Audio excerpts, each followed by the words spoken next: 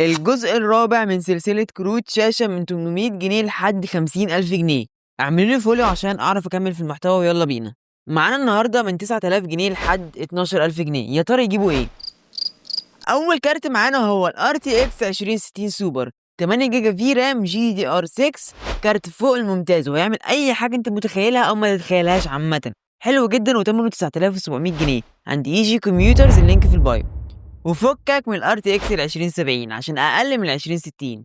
عايز تنزل هاجمني في الكومنتات هاجمني. تاني كارت معانا هو الار اكس ال 6600 اكس تي، بيقدم اداء فوق التحفه، بس مع الاسف اي ام دي مش بتكمل جميلها. بيبقى الاداء حلو في الالعاب بس، وفي الفوتوشوب والجرافيك بطه بلدي.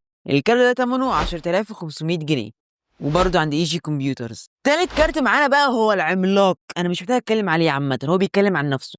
الار تي اكس 3060 نسخه ال 12 جيجا، مش التي اي عشان التي اي لسه قدام مش دلوقتي. ده مش محتاج كلام، هو بيتكلم عن نفسه من اسمه حتى. الكارت ده ثمنه 12800 جنيه. طلعنا عن 12000 بسبب اني قلت ما ينفعش في الفيديو كده عشان تبقى عارف. بس كده انتظروا الفيديو الجاي.